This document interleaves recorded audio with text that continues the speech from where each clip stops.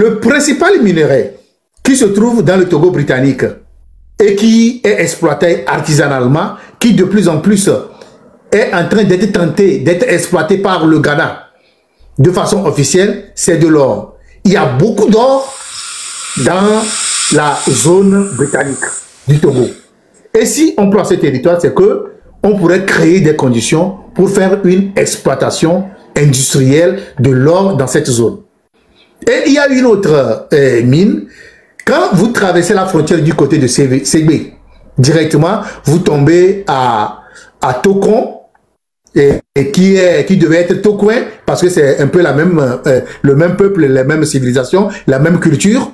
Vous avez de grands gisements de sel qui s'exploitent à ciel ouvert et de façon artisanale.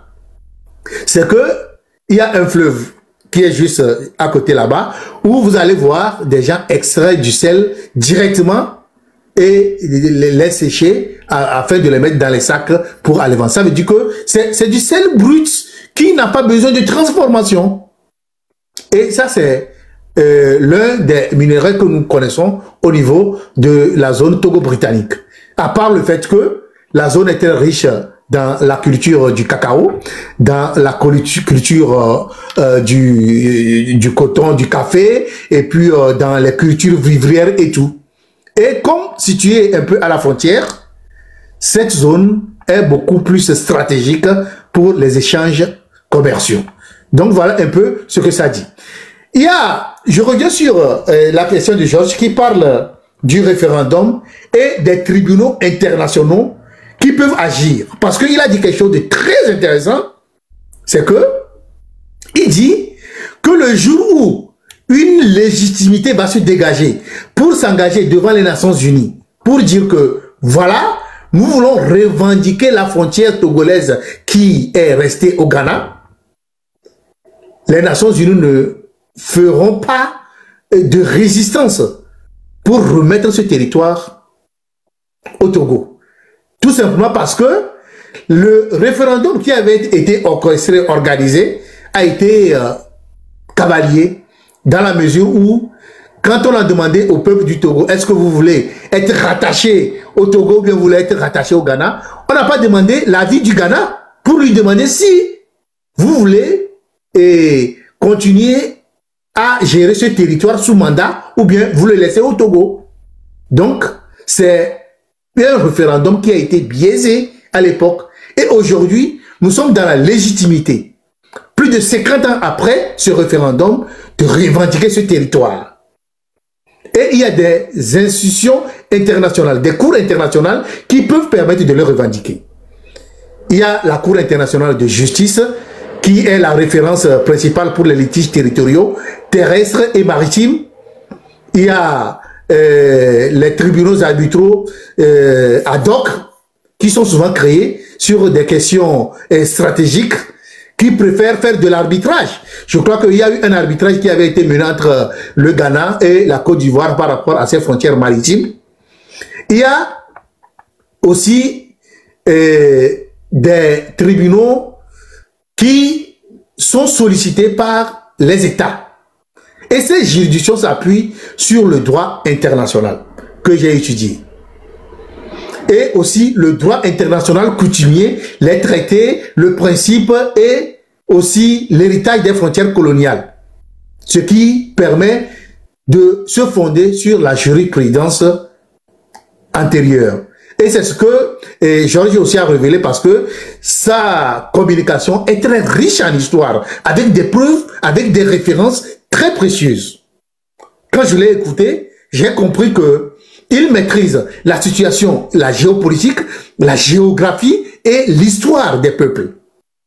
C'est parce que nous n'avons pas, le Togo n'a pas une légitimité, ou les dirigeants du Togo n'ont pas de légitimité pour engager une certaine guerre au Ghana ou à d'autres pays. Je vais faire cette parenthèse pour corroborer un peu mon argument. Il y a quelque chose qui n'a jamais été dit dans l'histoire politique ou géographique des frontières du Togo avec ses voisins. Est-ce que vous savez que il y a une une bande dans la répartition du Togo entre le Ghana et bon, la France et l'Angleterre, parce que vous savez, ce sont les puissances mondiales coloniales qui dirigeaient à l'époque, et c'est elles qui traçaient les frontières. Donc, entre-temps, le Togo devait être réparti entre la France et l'Angleterre, cette colonie qui appartenait à l'Allemagne.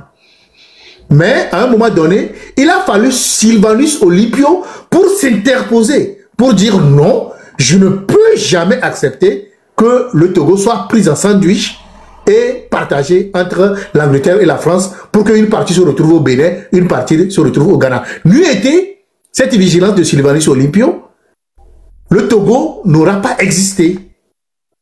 Le territoire, la bande de 56 600 km² n'aura jamais existé. Une partie serait au Bénin, une partie serait au Ghana. On serait des Béninois aujourd'hui. On serait peut-être des Béninois ou des Ghanéens. Nous qui sommes de l'autre côté, peut-être proches du Bénin, et on serait des Béninois. Moi, je suis d'un village très stratégique du Togo. Je suis d'un village qui s'appelle Sagada. Sagada, allez chercher sur la carte, c'est un village historique qui a vécu pendant les périodes de Béhanzin et les périodes où il y avait des migrations au niveau des frontières en raison de la recherche de terre, en raison des guerres, en raison des poursuites des razzias et en raison des poursuites coloniales. Et Sagada, aujourd'hui, est dans le canton d'Asrama, dans la préfecture du Rao. Ce village, nous avons dans ce village des reliques et des archives allemandes. Il y a des sortes je ne sais pas si c'est des tombes, mais des édifices qui existent, qui sont tellement protégés avec du béton qu'on ne peut pas les casser, qui sont dans notre village. Et ce sont des monuments que les Allemands, des délégations allemandes viennent visiter tous les 2 ans.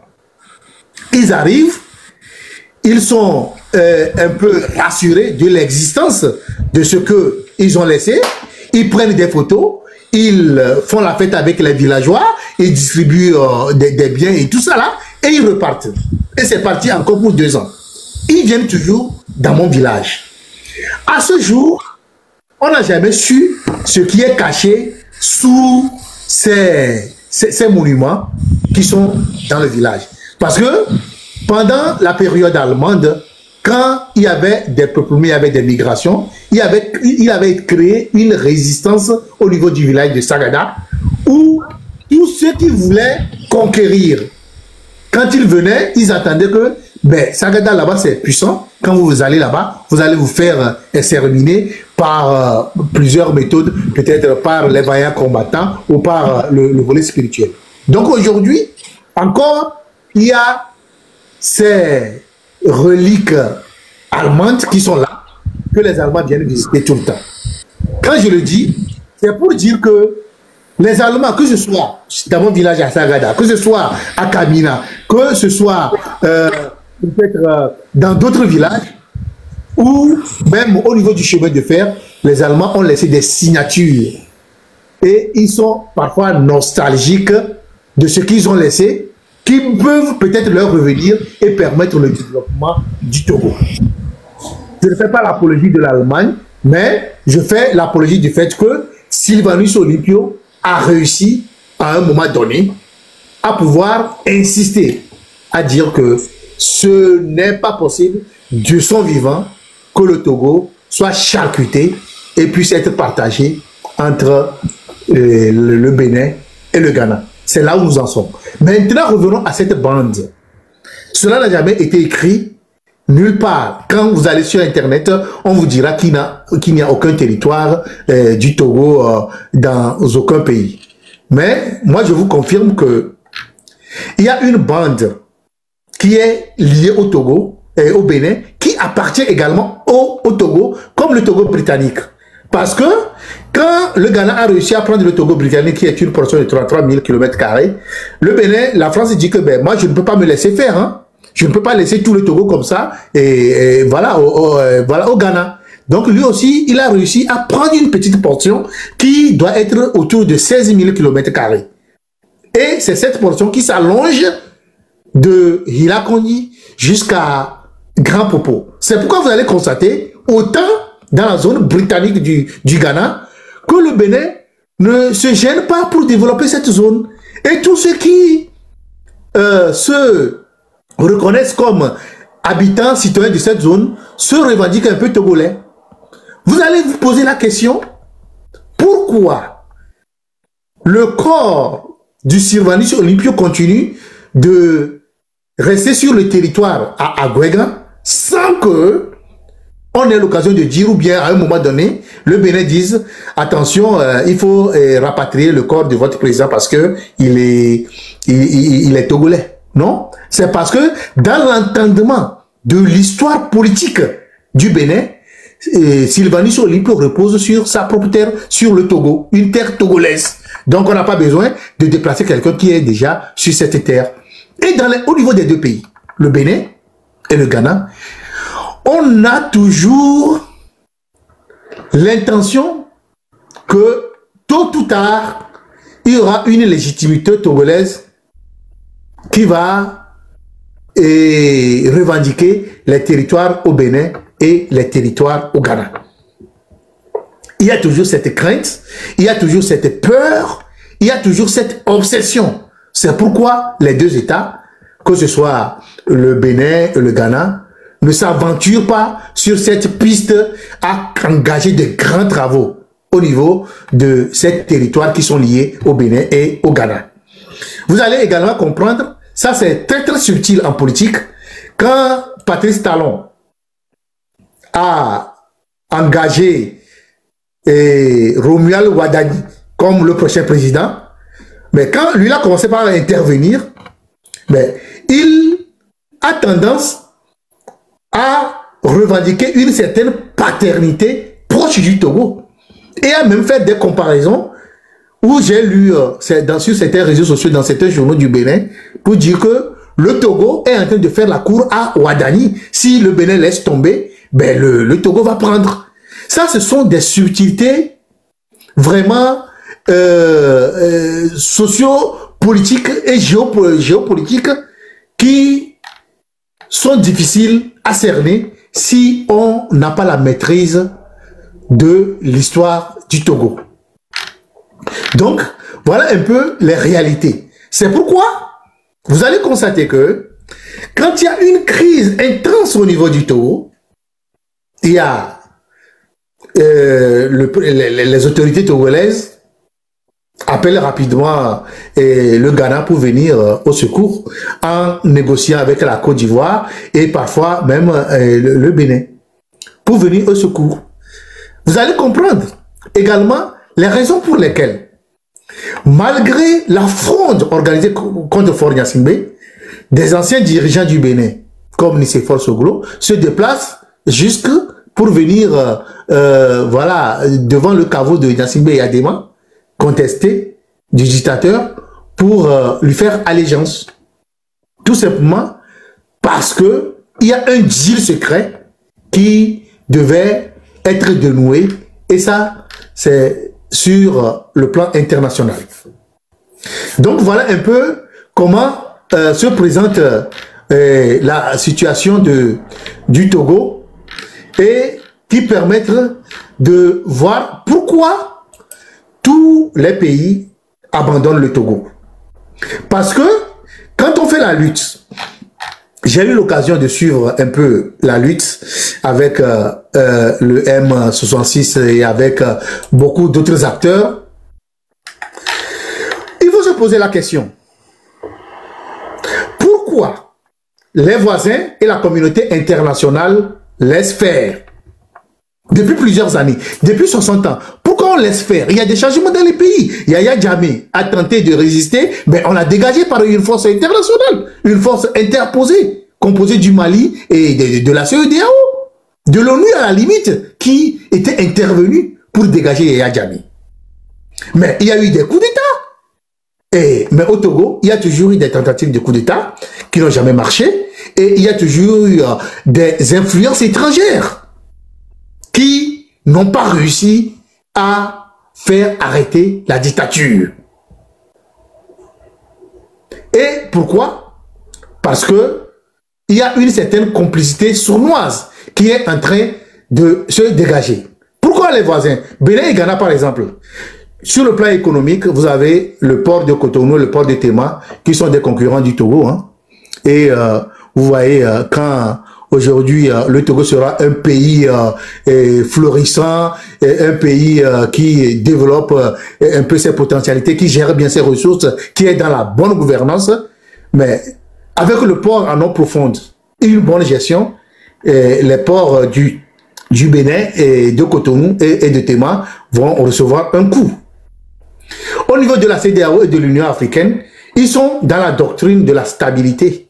Parce que pour eux, le Togo a toujours vanté une certaine stabilité. Et quoi qu'on dise, le Togo est l'un des pays où, à part les persécutions citoyennes au niveau des populations, la mauvaise gestion, la mauvaise gouvernance, il n'y a pas une situation de sécurité qui soit vraiment notable dans le pays, où il n'y a jamais eu d'attentat au cœur de la capitale. Et à Abidjan, il y en a eu, à Ouagadougou, il y en a eu, à Bamako, il y en a eu, et partout à Cotonou même, au niveau du centre de tourisme là, au nord, il y en a eu, mais il n'y en a jamais eu au Togo. On a toujours revendiqué une certaine stabilité qui fait que quand vous venez, vous êtes dans les hôtels, il n'y a pas d'agression, il n'y a pas de vol et tout ça.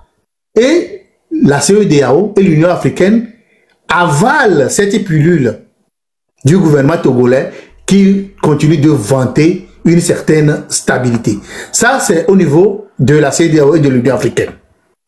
Au niveau des partenaires étrangers, les partenaires étrangers, moi, j'ai eu l'occasion, au niveau des États-Unis, au niveau de l'Europe, de l'Union européenne, j'ai échangé avec des députés de l'Union européenne. J'ai échangé avec des stratèges, des lobbyistes en Suisse, en Belgique, en France. Mais qu'est-ce qui se dit? Mais il faut préférer le statu quo, prévisible à un changement risqué. Mais si on ne sait pas que le changement qui va s'orchestrer,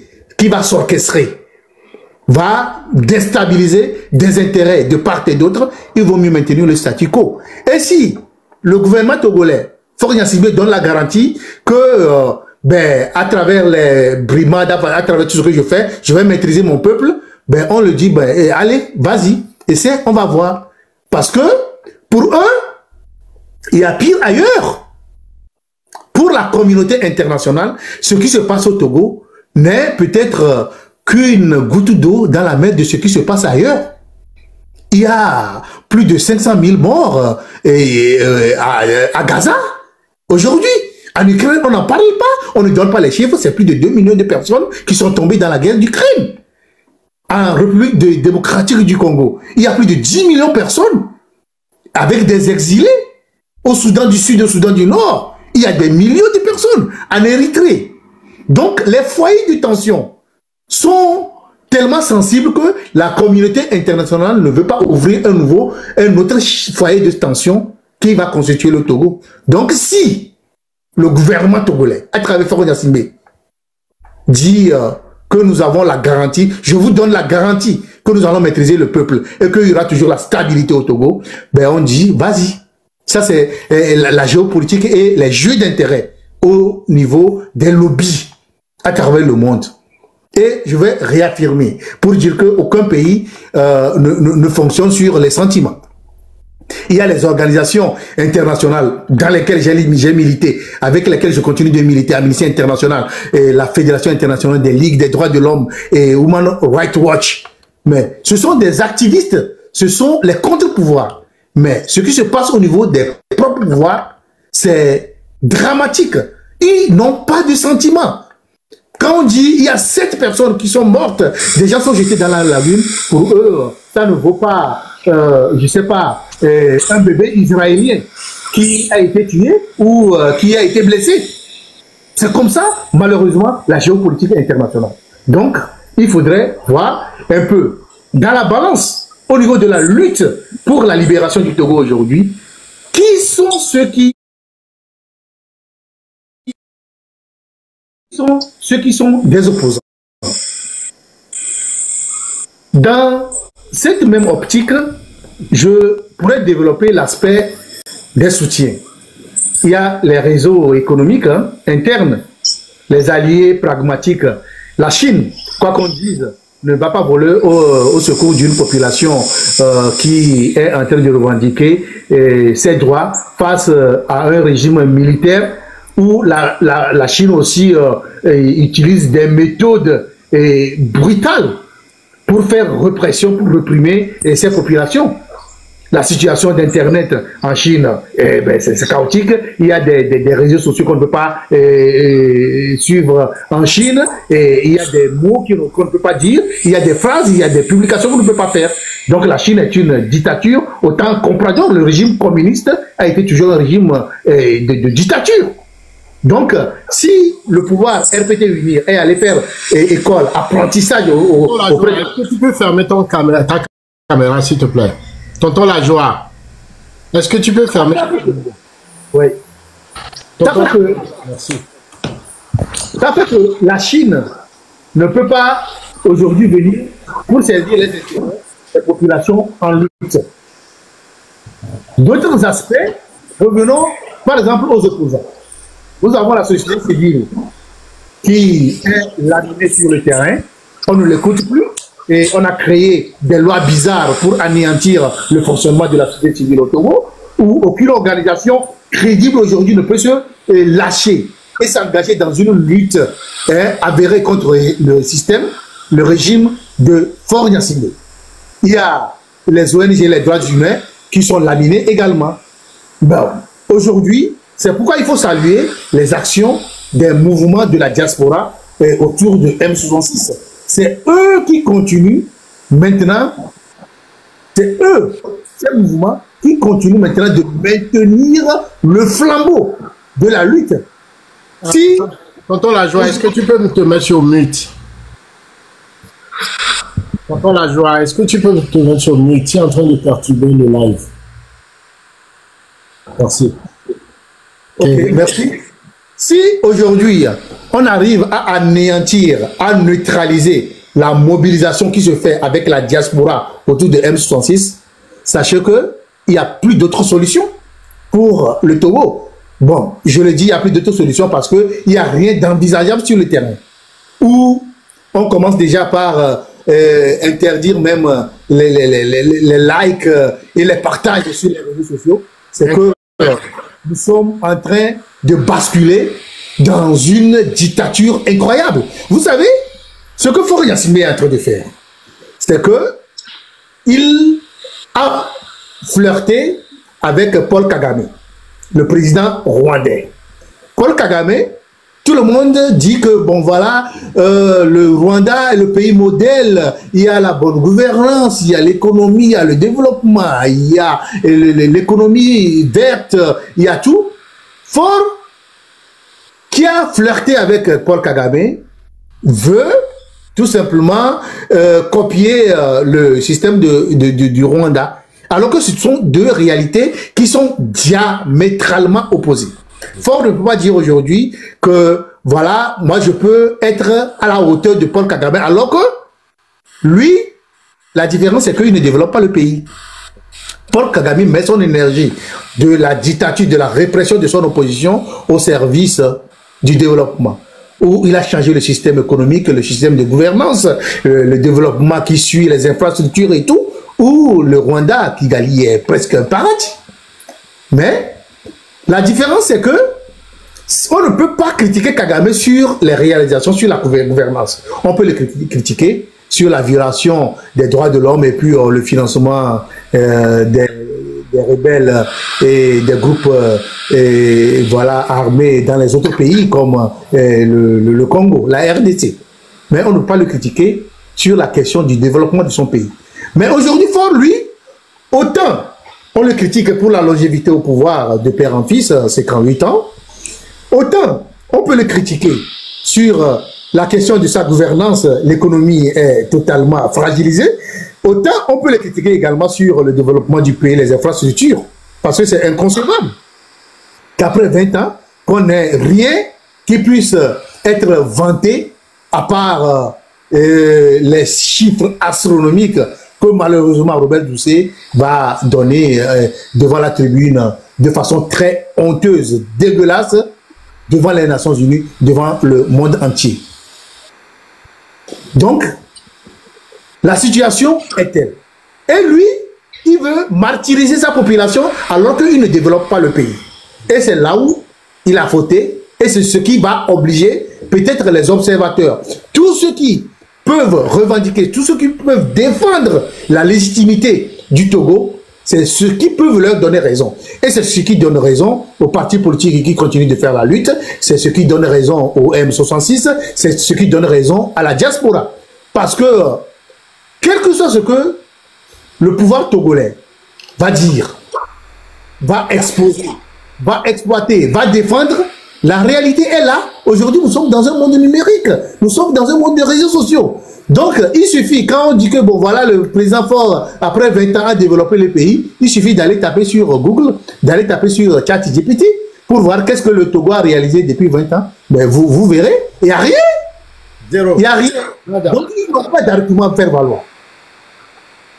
Voilà. Maintenant, nous sommes face à la réalité.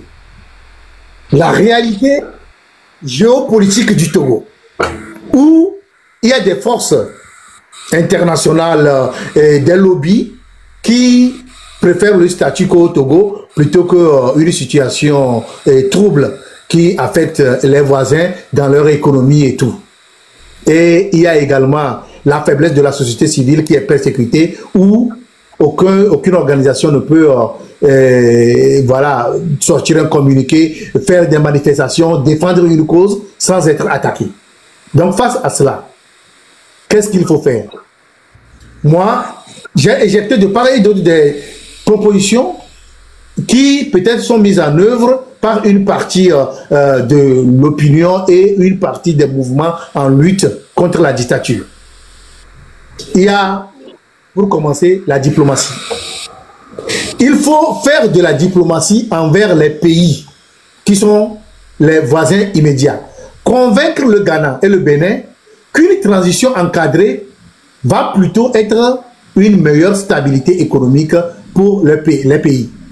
Et au-delà de ce qui se passe au niveau des frontières, le Togo est l'un des seuls pays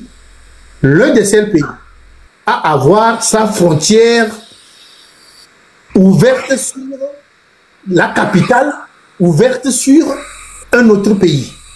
C'est le seul pays au monde où Lomé, qui est la capitale du Togo, soit ouverte directement sur une frontière. Cela a des conséquences. Conséquences positives, les échanges commerciaux, tout cela sont faciles, mais conséquences négatives, le pays n'est pas en sécurité. Parce que non seulement c'est une frontière qui est ouverte sur la capitale, mais c'est une frontière maritime. Et l'insécurité peut venir autant de la zone maritime que de l'autre frontière. La preuve, toutes les attaques qui sont venues au Togo sont venues du pays d'où la frontière, qui lie la frontière du Togo, le Ghana. Donc, de façon sécuritaire. C'est pourquoi vous allez comprendre que les Allemands, quand ils ont pris le Togo, ils n'avaient pas placé la capitale au niveau de Lomé. Vous allez comprendre que la capitale du Togo a été déplacée par 2 fois. Je crois que il y a eu Anéro et puis il y a eu Baguida avant que la capitale ne soit remise au Togo. Donc il faut trouver les moyens pour voir dans quelle mesure, avec les nouveaux stratagèmes de développement, comment il faut déplacer la frontière togolaise.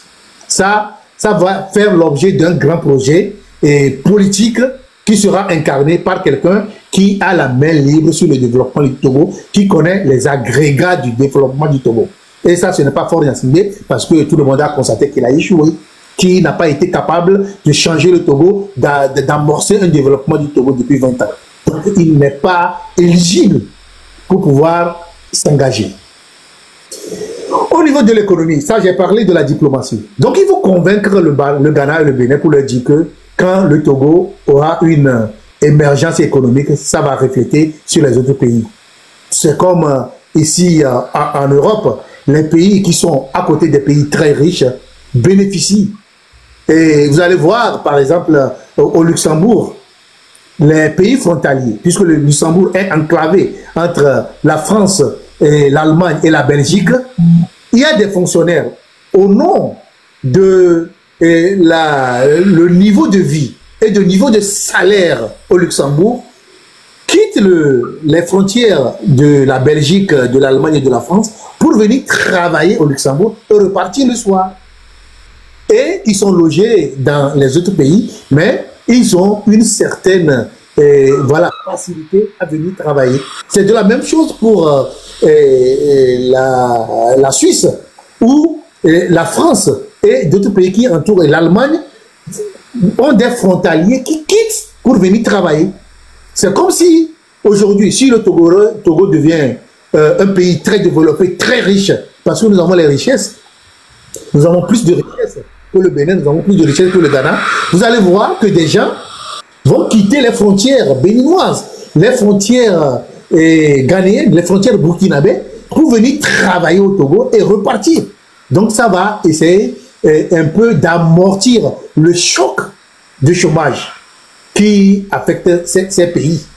Donc ils ont intérêt à ce que le Togo se développe et qu'un régime responsable, réfléchi, pragmatique, qui a une notion de transformation, la praxis en philosophie, la volonté du changement, qu'un système comme ça puisse venir pour changer les choses et permettre au Togo de se développer. Et il y a aussi la société civile où il faut créer des coalitions transfrontalières. Vous savez, la cohésion entre les évêques du sud, du Ghana, du Togo et du Bénin n'est pas formelle. La cohésion entre les Adja du Togo et du Bénin n'est pas formelle. Les transactions ou les échanges estudiantins entre le Bénin, le Ghana et le Togo ne sont pas formels. Donc il faudrait, pour ceux qui s'engagent dans des luttes pour la transformation, pour l'évolution ou le changement au Togo, puissent relancer les mouvements Ebefil, Adjafil, ou même au niveau du nord, où la frontière est aussi charcutée, au niveau de Mango, les Tchakossi, et à Dapon, au niveau des Bassam, tous les pays, et Camboli, tous les pays qui sont liés de part et d'autre de la frontière, qu'on crée des mouvements qui rassemblent les peuples en fonction de leur culture et de leur langue. À Ketao, le marché de Ketao est animé pour la plupart du temps par des Béninois. Le marché de Ketao est animé, il y a des gens qui quittent le Bénin pour venir au marché de Ketao. À Cambolé, les gens de Cambolé qui sont un peu presque des Béninois. Je ne vais pas parler de Tou qui fait frontière avec Azové, qui est carrément dans le Bénin, et où toutes les populations de Tado, de Peklemé, de Toum, vont au marché d'Azové. Et vice-versa. Avant, il y avait le marché de Tététou, qui était un marché célèbre, aujourd'hui qui a... Donc, voilà un peu comment il faut pouvoir continuer à militer pour transformer les choses. Au niveau de la diaspora, il faut faire des plaidoyers ciblés auprès des instances. Les plaidoyers sont insuffisants. Quand le président Madi Bio, je crois de Sierra Leone, quand il a pris la présidence de la CEDEAO, il a dit qu'il va travailler pour que l'alternance soit restaurée au niveau des États. Mais à ce jour, je n'ai jamais vu une seule organisation former une délégation pour aller voir ce président, pour lui dire que bon voilà, vous êtes le président en exercice de la CEDEAO et que nous vous remettons le mémorandum du Togo et qu'il faut essayer de voir un peu dans l'histoire du Togo pourquoi il y a la dictature, il n'y a pas d'alternance, on a voté une 5e république, on terrorise la population, on martyrise la population et rien ne se fait. Mais les gens ont besoin d'avoir une information, les gens ont besoin d'avoir un document pour pouvoir s'engager, pour pouvoir agir. J'ai posé cette question dans un séminaire de la géopolitique. J'ai demandé, mais pourquoi, ça va dans une échelle beaucoup plus évoluée, pourquoi la Cour pénale internationale ne traque que les dirigeants africains et non les autres dirigeants du monde? Et actuellement, Benjamin Netanyahu est en train de faire du génocide avéré. Il y a eu des mandats d'arrêt qui ont été lancés contre Poutine et les autres. Quand je parle de façon vraiment pédagogique et en matière du droit international, des droits humains. Je ne fais pas de la passion et d'engagement politique. Non, je suis en train de donner des informations clés qui vont dans la géopolitique et dans l'analyse géopolitique de la situation du Togo. Mais ce tropisme, on m'a expliqué que le tropisme sur l'Afrique n'est pas lié à la Cour pénale internationale, mais tout simplement parce que les États africains, les ONG, les organisations internationales ne produisent pas des éléments suffisants à la Cour pénale internationale pour venir agir. Tout simplement, on le fait sur les réseaux sociaux, on le fait à travers des communiqués, des institutions internationales, Amnesty International et tout, mais il n'y a pas des gens qui saisissent directement.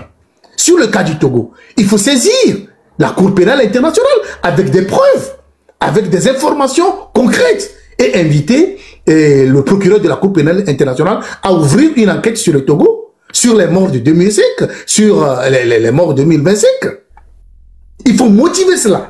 Mais cela ne se fait pas. Mais l'autosaisine, c'est vrai que ça existe en droit, mais ça n'est pas automatique en raison des influences géopolitiques et des jeux d'intérêt qui existent entre les pays. Vous ne pouvez pas imaginer ce que le gouvernement togolais, le régime togolais fait partout pour ripolliner son image. Hein. Et vous ne savez pas ce qu'on dit de ceux qui critiquent le pouvoir. Et les interlocuteurs, les États, les organisations internationales n'ont pas cette facilité de venir vérifier, de venir voir. Parce que il ne peut pas venir taper sur Internet pour voir que ceci se passe au Togo avec des preuves et tout ça là, alors que le régime est en train de saboter les informations qui sont diffusées à travers les réseaux sociaux en disant que c'est de l'intelligence artificielle. Là, c'est difficile. Il faut constituer un groupe solide pour interpeller la communauté internationale, pour travailler sur la CPI, pour travailler sur les questions des frontières, Togo-Britannique, la Cour internationale de justice. Il faut un groupe organisé pour le faire.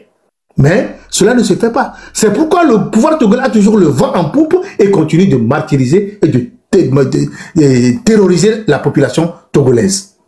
Voilà un peu comment les choses se passent. Maintenant, au niveau de la diaspora qui est issue de plusieurs localités du Togo et qui est dispersée à travers le monde, a aussi une ultime occasion de faire des plaidoyers directs, organisés au niveau de l'Union européenne, au niveau de la CEDEAO, au niveau de l'ONU. Je sais qu'il y a beaucoup de choses qui se font. Parce que j'ai eu à rencontrer un de mes amis députés européens ici, et il m'a dit qu'il y a une délégation togolaise qui a tenté de le rencontrer à Bruxelles pour essayer de porter la situation du Togo. Je sais que beaucoup de choses se font. Mais quand c'est dispersé, quand chacun va dans sa ligne et dit les choses, On n'a pas l'occasion de prendre les choses et sérieux, surtout que nous avons un pouvoir qui ment, qui raconte, qui dénigre, qui vilipende, qui détruit son opposition. C'est ça le problème au Togo.